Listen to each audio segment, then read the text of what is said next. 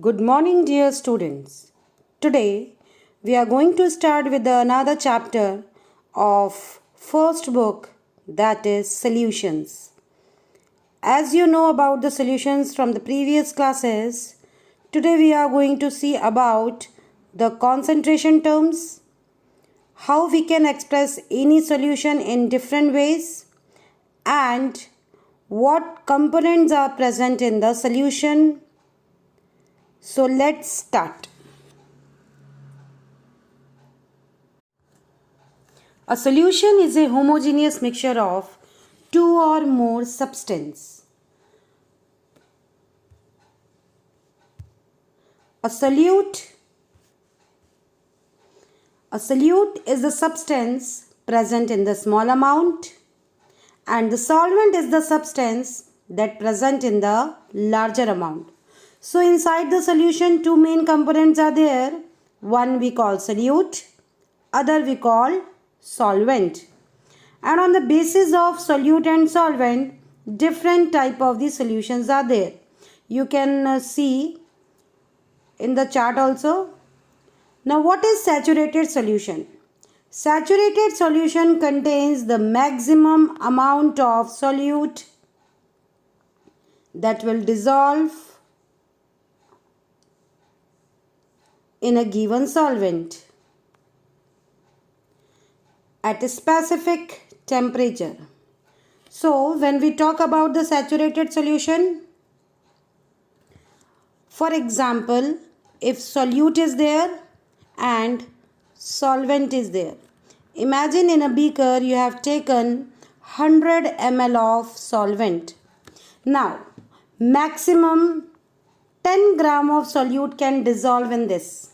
So up till the limit of 10 gram you can have the dissolution, means the solute can dissolve in the solvent.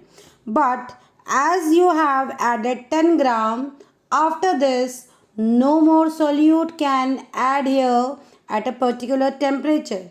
So then we call the solution becomes saturated.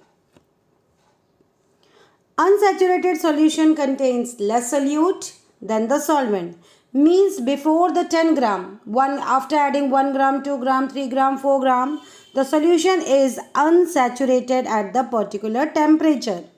Now a supersaturated solution contains more solute than is present in the saturated solution, means after the addition of 10 gram.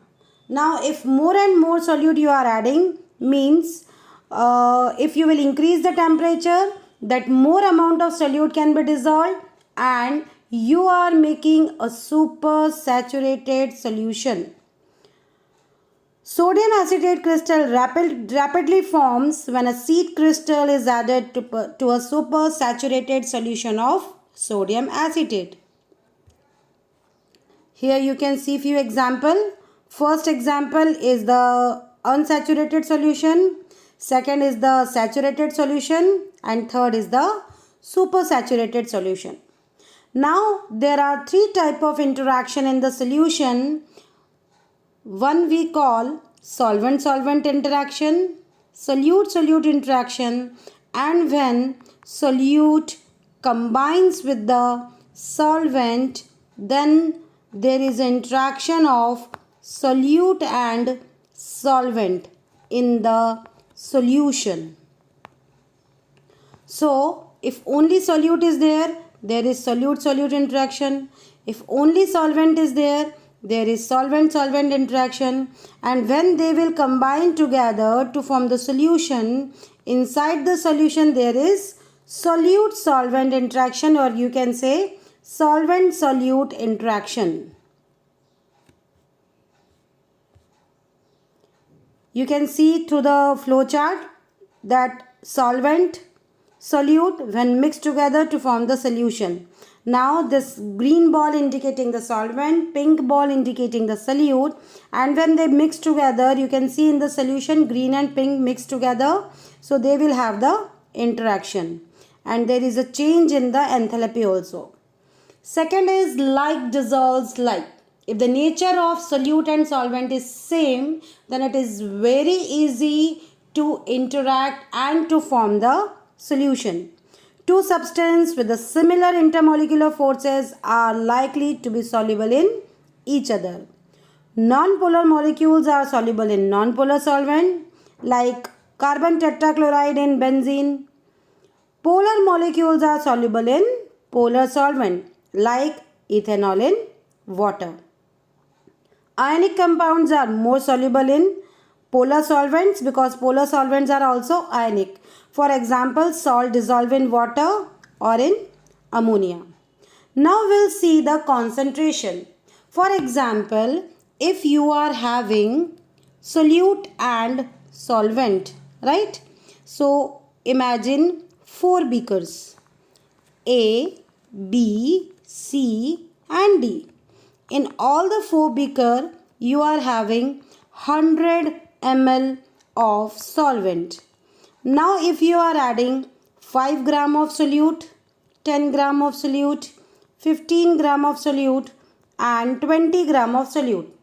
So in all the A, B, C, D, the concentration of solution are different due to the change in the amount of solute. Vice versa, you can see if you are having same amount of if you are having same amount of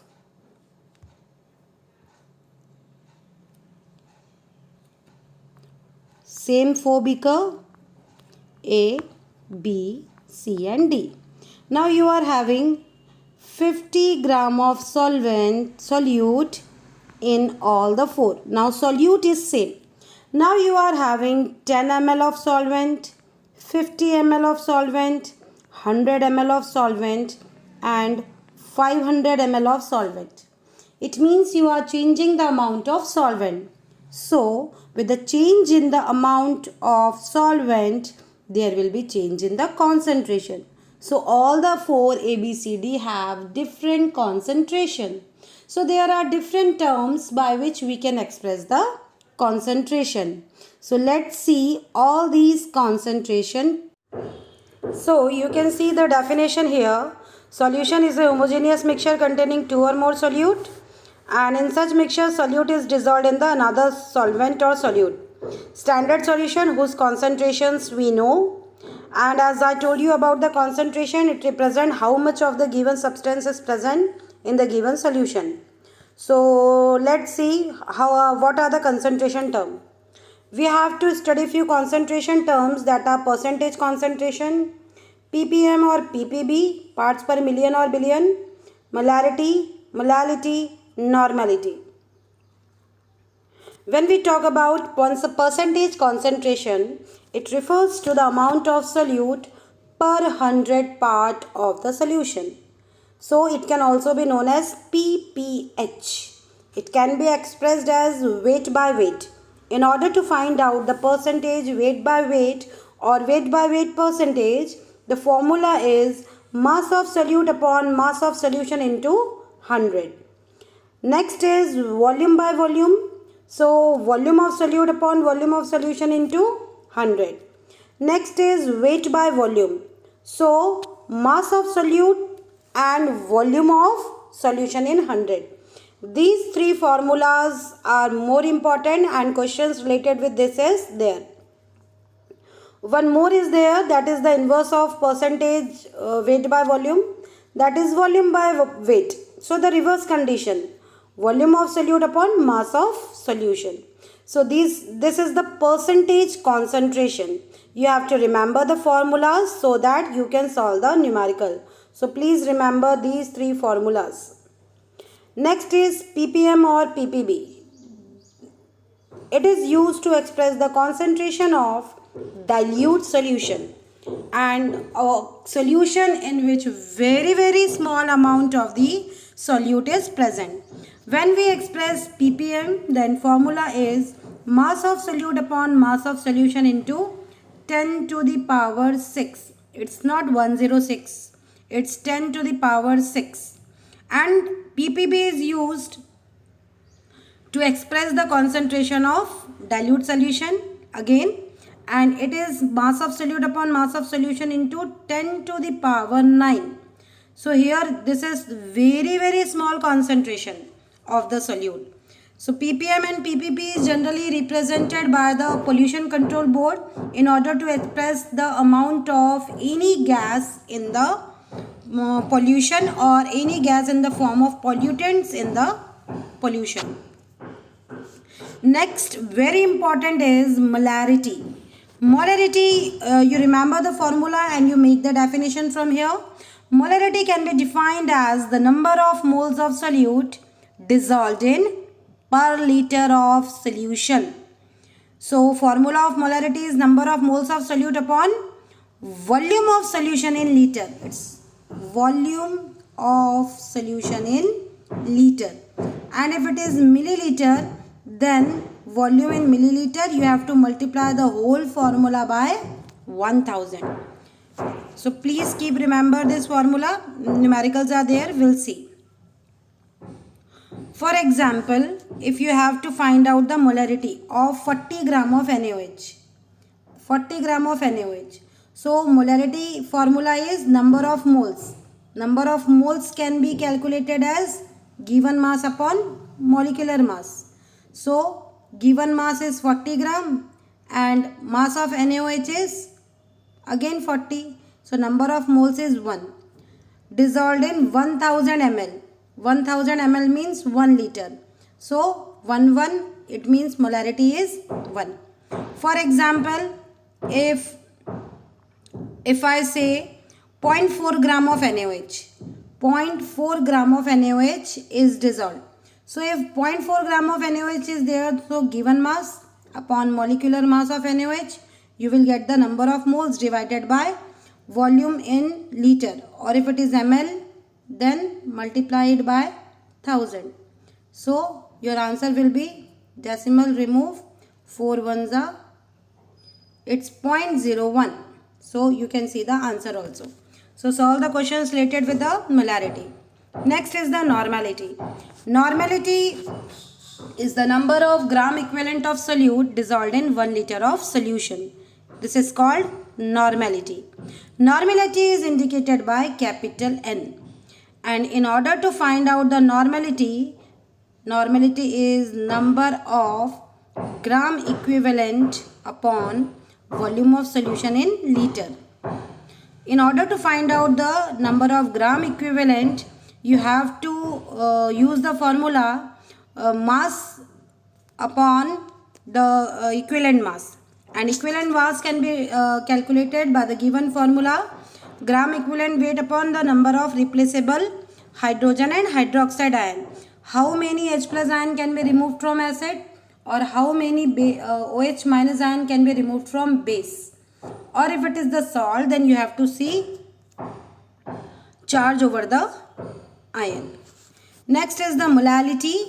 Molality is just like the molarity, but molality formula is, it is indicated by small m, not capital M, small m. Number of moles of solute dissolved in per kg of solvent. Here it is mass of solvent in kg. So molality is more genuine as compared to molarity because it is temperature independent. Now formality is not there. So thank you. Keep revising and write all the formulas and do the numerical.